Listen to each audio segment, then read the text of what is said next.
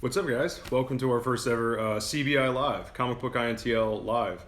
Obviously, we're on Instagram Live here, but this will be an opportunity for me to post kind of a Q&A type show and a more, often posted, consistently posted news show to our Comic Book INTL YouTube channel. So subscribe again, Comic Book INTL on YouTube. Obviously, you're at Comic Book INTL right now if you're on Instagram. It's also an opportunity, we're in audio here on the Comic Book INTL network, so yeah, it's an opportunity for me to post to the Update Nerd style feed. Check out my co-host at Hadowen, Hadowen, on Instagram, Owen Kinnair. He does gaming, Marvel. Now he's doing a Horrible October. He's going to come over right here in the Beyond Cave for my Above and Batman Beyond show, but we're going to do a crossover here on Update Nerd style. And we're going to do some Halloween stuff. So we're going to watch some bad horror movies and talk about them. And I'm going to wear cosplay-ish makeup. It's going to be fun. So stay tuned for that. Again, this is a new show, Comic Book INTL YouTube, Update Nerd style in audio. This is also an opportunity for me to do some C506 press recap. I write for collectible506.com. And today what we're going to do is a New York Comic-Con press interview recap and Q&A. I am so excited that I was just at New York Comic Con. I had an opportunity to do so much amazing stuff, interview-wise, production-wise, audio. Got some new equipment. I got a Zoom recorder and mics and all this cool stuff that I got to use. The filmmaking begins. The documentarian that I guess I always wanted to be begins. But yeah, Seat 506, Collectible 506. Check out my writing over there. I got a piece coming, which a written form of my interview with Kevin Conroy, the voice of Batman. Will Friedle, videos of both of those are up. Lauren Tom, the voice of Dana Tan on Batman Beyond.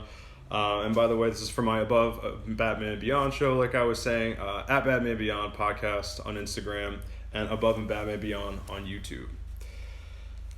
So I'm going to open it up for Q&A, so the whole time, just feel free to ask Q's and I will give you some A's. In the meantime, again, I'm going to keep recapping Con. Holy, this was nuts. So Thursday, and then some other interviews. So let's throw out some of the names to entice you guys. Let's get you guys hooked here.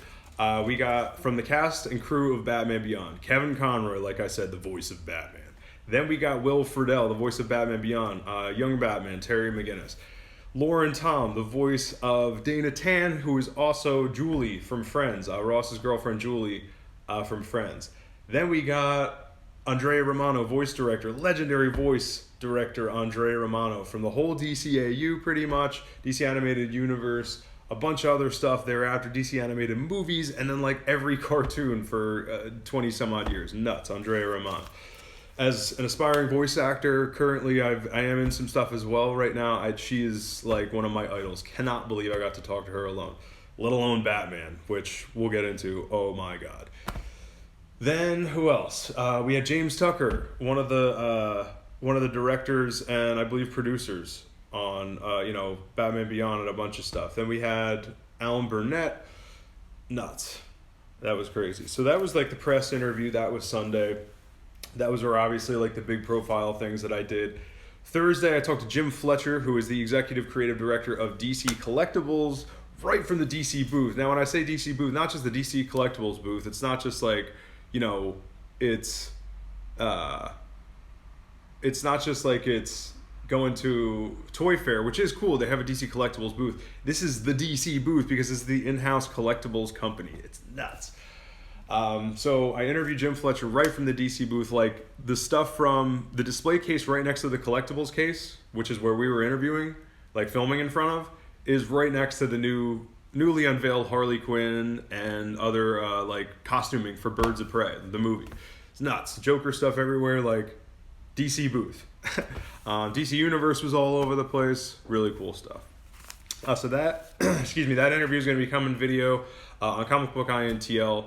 Some of that footage, or I should say podcast clips with the audio of it, and then some imagery put in there, podcast video clips. Those are on my Instagram, at DC Collecticast for that show.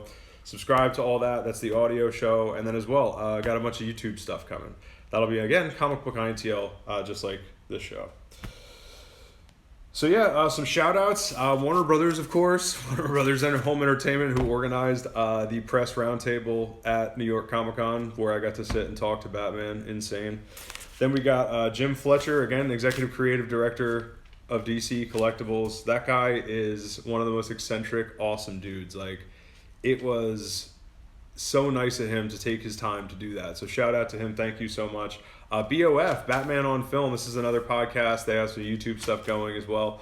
Yeah, man, Batman on Film rules. Ryan Haas from there. We didn't end up meeting up, but we both did Batman Beyond interviews. We literally must have been like 5 feet from each other, but he did like the different style, which is called step and repeat, which is like you're on camera. I did the press roundtable where I was just filming them. And it was my first time. I didn't have like a third party to film me and stuff. So I had to do the filming, I had to do the sound and the interviewing. So I was like, I'll sit at this press round table. That's good enough. If you let me sit at a table with Batman, I think I'm good. Still waiting for people to join. I hope that means we're still recording because I've been talking for quite some time. I haven't posted again to this Instagram profile in a while, so that could be why. We just don't have a lot of engagement. But that's why we're back. And again, opportunity to make videos on the YouTube channel and the podcast. DC Universe, as I said, they had a big presence, obviously, at New York Comic Con at the DC booth. Also, they had this off-site pop-up. It's technically a pop-up store, Harley Quinn pop-up.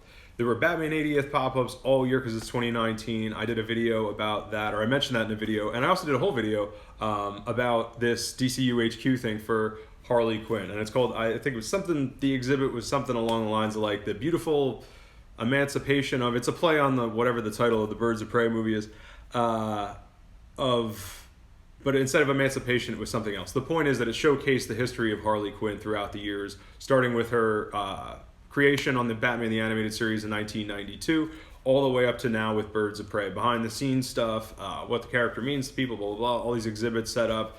There was like green screen stuff where people, I saw Jokers in cosplay. It was funny seeing like a Joker person in a cosplay do this green screen thing at a Harley exhibit.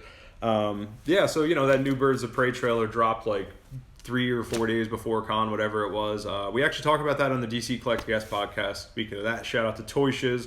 He was my guest on there. Toy Shiz freaking rules. We talk all about, speaking of Comic-Con, New York Comic-Con reveals for DC and a bunch of other stuff right before con, so that was a con pre-show basically. Now you're going to get, again, live interviews for our con show, so stay tuned for that this week, as well as, of course, the Above and Batman Beyond interviews, which there was speaking of pre-shows, last week, there was a pre-show that we did for the Above and Batman Beyond podcast, so tune into that, iTunes, SoundCloud, and again, Above and Batman Beyond on YouTube. I got 3 of those videos, including the Harley Quinn thing that I was just telling you about. That video is with the Above and Batman Beyond stuff because I was so pumped to talk about my interviews in the pre-show. Of course, Batman himself, Kevin Conroy. Oh, actually, sorry, before I do that, Gotham Geek Girl, if I didn't mention her before, she was a third of our film crew and also is super talented because she does it all. She brought a camera this time. She was doing interviews. She writes. She cosplays. She was literally cosplaying the day we did the collectibles interview, all over the place. True geek, true member of the Gotham tribe of nerds, but also press, legit, and was at one of the press roundtables. Check her stuff out, Gotham Geek Girl. She's going to be having stuff, I believe, coming on YouTube as well. I'm going to have guest spots of her if she wants. I'm sure she will, on the DC Collecticast podcast, and then of course on our YouTube channels, Comic Book INTL and Above and Batman Beyond, because she interviewed the Bat as well. She interviewed the Batman Beyond. She interviewed all the same people. It was really cool. We couldn't sit at the same table. There were like 3 tables when they shuffled all the press in there. And it's like, you're being like herded like cattle. It's nuts. By the way, this is my first ever, this is the other reason I had to talk about this, because like I haven't had anyone to like sit down with right after con to really like nerd out with. So I had gotten press passes to Toy Fair before. I'd never gotten press passes to a con. This is like more up my alley. I mean, toys, obviously, it's one of the things that's up my alley. But let's be real, like all the things that the toys are based on, it's the pop culture itself. The stars, all that. Like, I'm kind of on the Hollywood side of Comic-Con anyway, as much as I love the comics. I'm more of, I always say, like an animated guy. I'm I came up through the animation, TV, film, even more TV. So like this is my thing. And that animated series, as a kid, Batman the Animated Series, then beyond, everything I talk about in the Above and Batman Beyond show, what Batman Beyond meant to me as a kid, got me through one of the worst times of my life. And then this podcast, the Above and Batman Beyond show, starting that in June of, 2017. I started podcasting January of 2017. The shows were... they're so cringeworthy even up until like 6 months ago, but even stuff like that, like all this work that goes into getting to where I am now, but all that was like approximating geek journalism, but it wasn't quite geek journalism. And even Toy Fair, again, awesome, and I had press passes there. Not interviewing kind of the talent yet was still like, it was a big, let's say, bucket list on the geek journalism checklist. And then to have a Batman Beyond podcast, and then the 20th of Beyond, and then for my first con ever to have press passes to all that, culminating to meeting the Bat himself. I mean, I met him last year at Comic-Con, but it was more like a fan interaction, and I like almost had a panic attack. That's where we have the him doing this is Kevin Conroy, the voice of Batman, telling you to go, like doing the plug. So that was amazing, obviously. Met my hero. But interviewing him, like... being like, I belong in this room type thing officially, like with permission from Warner Brothers Home Entertainment. That was the feeling of that. Nuts, man. Absolutely nuts. I really hope, again, this is fine content for the podcast and for the YouTube video. I'm just hoping that it's actually recording. So I'm not worried about whether or not we're getting the Q's and A's so far. But yeah, man. I gave my shout outs, I gave the Q&A recaps, I gave the recap stuff for the panel, Jim Fletcher, DC Collectibles. Check out the DC Collecticast podcast. Thank you for everyone.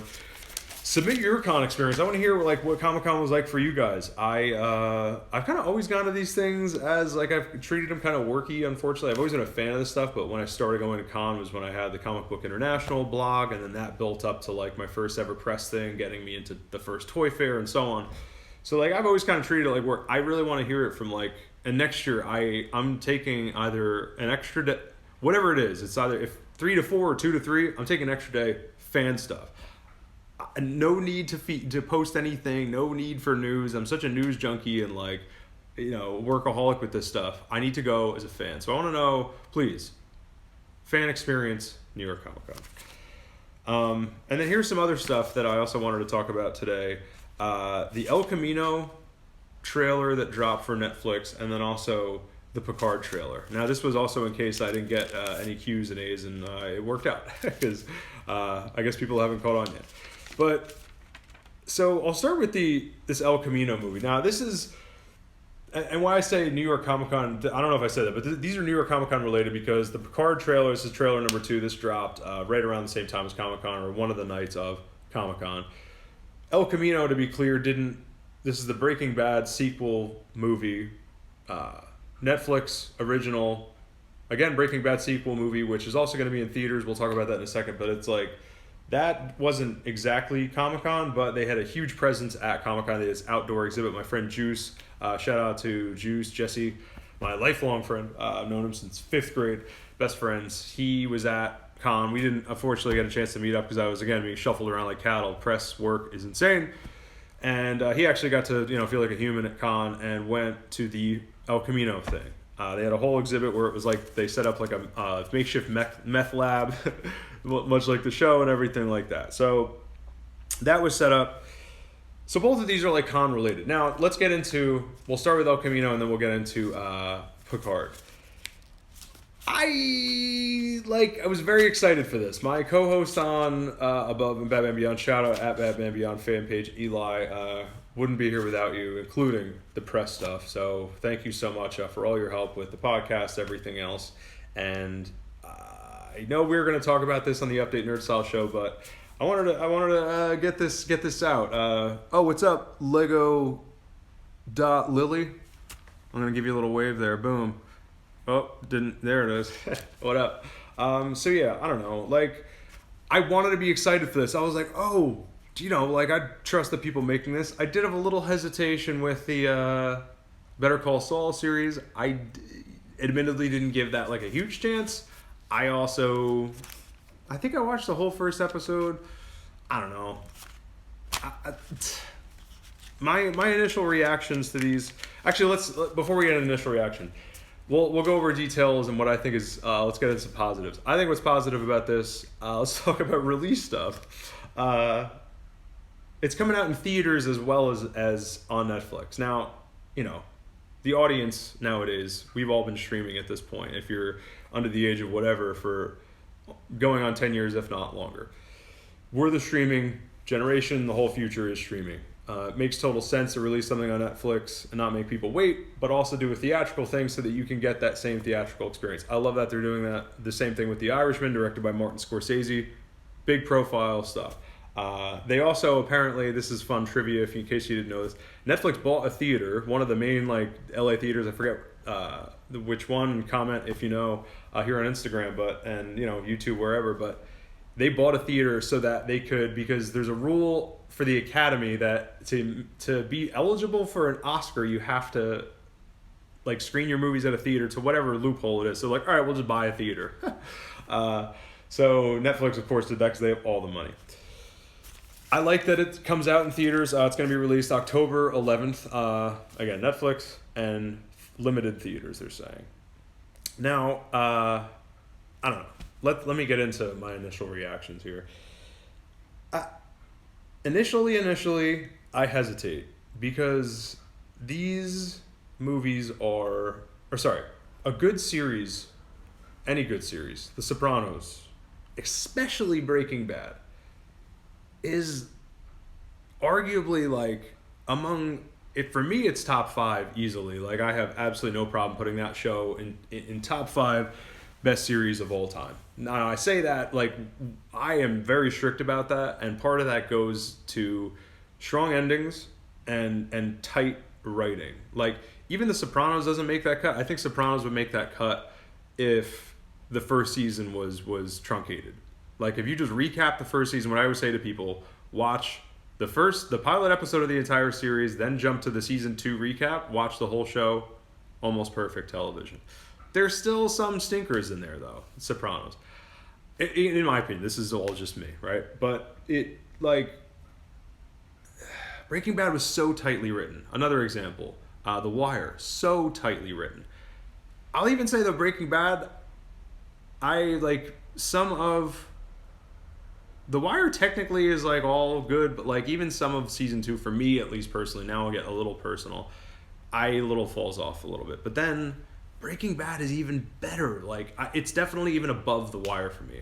Then they were Better Call Saul. I'm why water down the potency of something that ended so strong that and then this is a sequel? At least with the prequel, I was all right, it had such a strong ending that prequels, you at least get away with this idea of you kind of can't ruin the ending because it's just talking about what happened before. And you can leave out Walter White, spoilers, 5 years ago, he's dead. You don't have to worry about that. Cranston can move on, and even Pinkman can move on. And then to split it off to Pinkman, because that's what this movie is about, this El Camino movie, because it's the El Camino that he drives away from the just notoriously insane experience that he had at this, Aryan white race brotherhood Nazi compound meth lab place where he was imprisoned and lashed and scarred up and horror movie type stuff, chained up and forced to cook the infamous blue meth from Walter White. So his PTSD from this, his experience of this, driving away, and then also laughing, that emotion, all for me, all I needed was that. And I liked the openness of that ending. I liked the idea that possibly this kid who, let's face it, part of his arc was never really, he kind of got it together at some points, but then, I don't know, the show never let him have peace. Never. So this gives him that opportunity. Also, I'll say his PTSD from that. This is something I wrote down that hit me during the trailer. his PTSD from that is unimaginable. Unimaginable. Now we can't imagine it because they're showing it to us. You know, it's like that Hitchcock thing of, I was going to say Hitchcockian, but that sounds gross. It's like the Hitchcock thing of, you know, you're not seeing everything, but it's the flashes, it's the even chocolate syrup, not red blood. Like, you know, I'm sure some black and white stuff, if I'm not remembering correctly, was part of that. Of like, you don't need to see everything for it to be scary. And like, this is another example. This obviously isn't horror, but his PTSD is unimaginable. Why do I have to see what it's like for him to reflect on that? You know, we see the stream where we know that Mike got killed by Walter White. It looks like he's in Walter White's old house.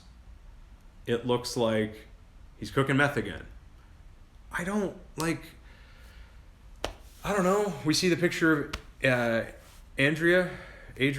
Sorry, now I'm forgetting. I think it's Andrea. Like, that whole thing of him, and then we don't see Brock too. You know, they interviewed Jonathan Winter. Not Jonathan Winters. That's a famous comedian from back in the day. Jonathan Banks, I believe is his name. The guy who played Mike.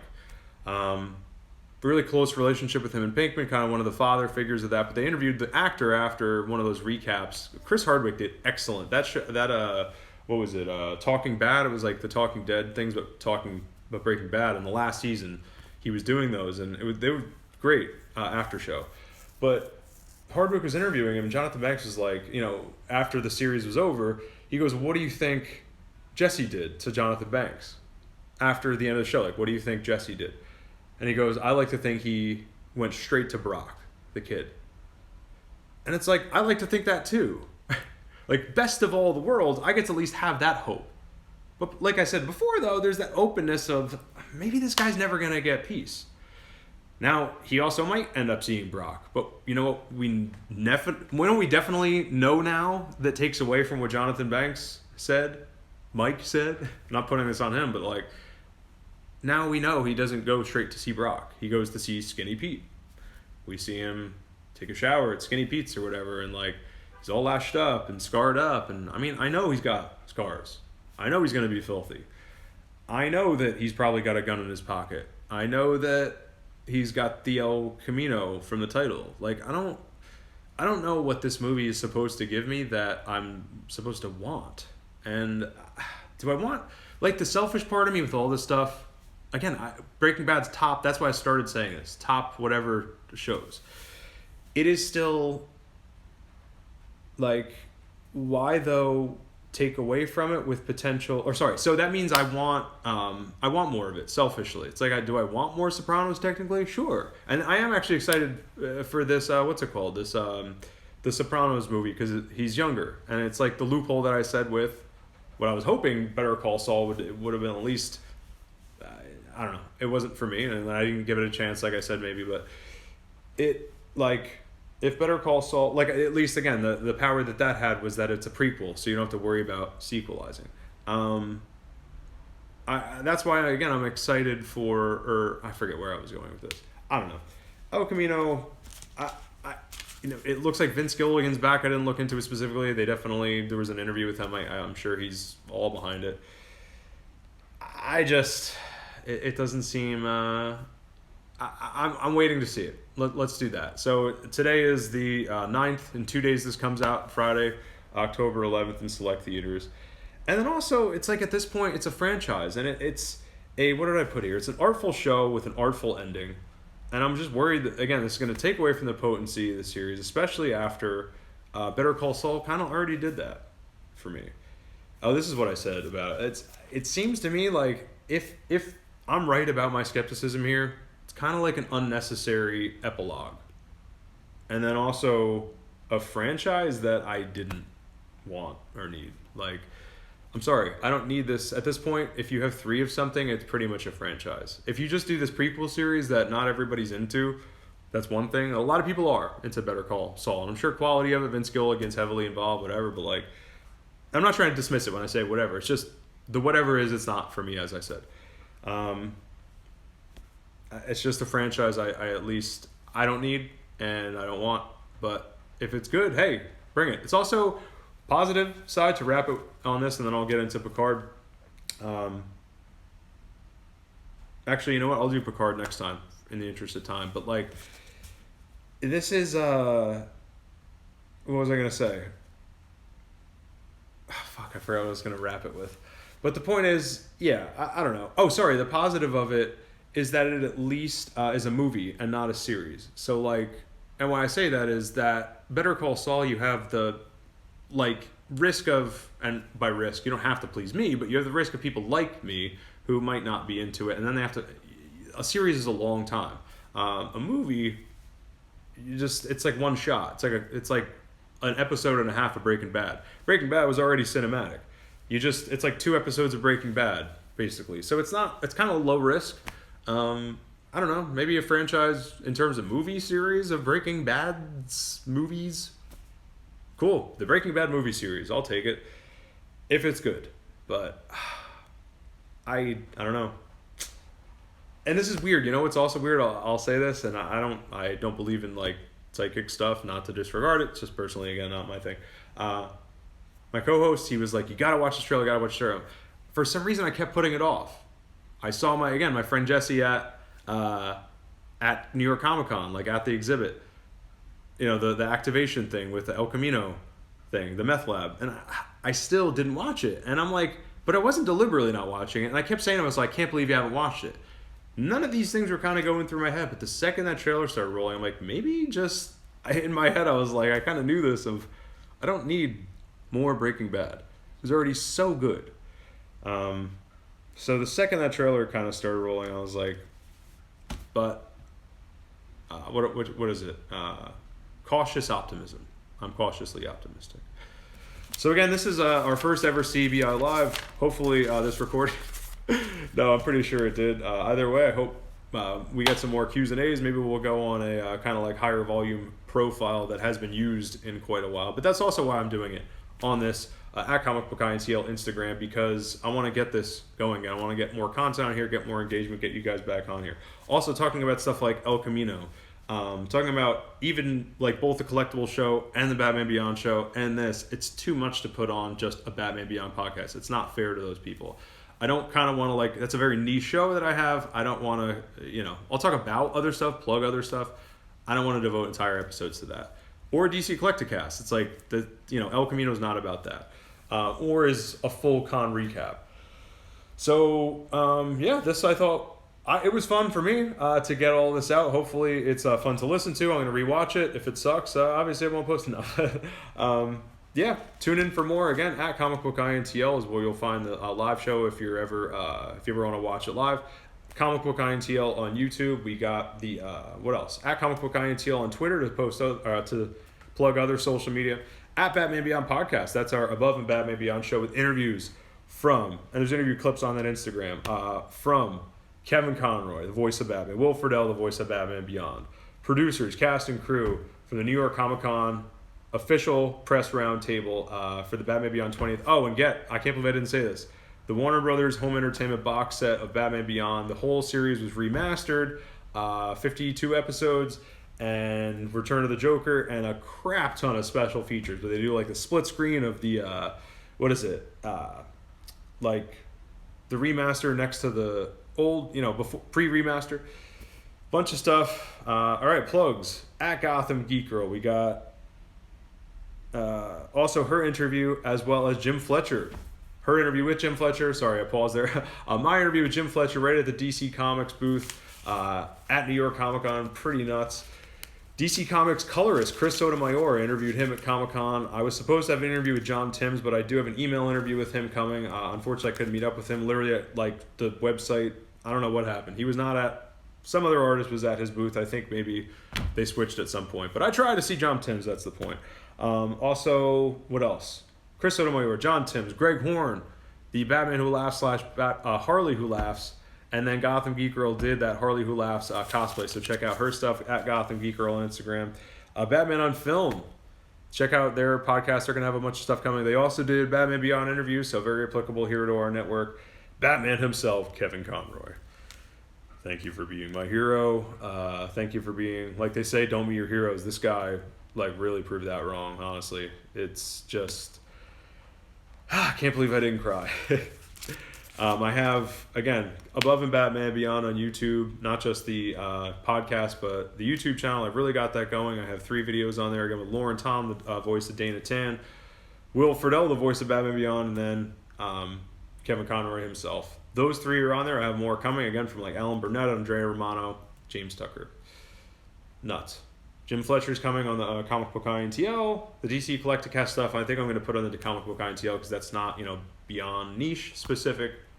And this will be on there as well. Update Nerd Style, subscribe to that. It's the audio show. And we'll be doing episodes update. We got the Horror Halloween, Horrible October.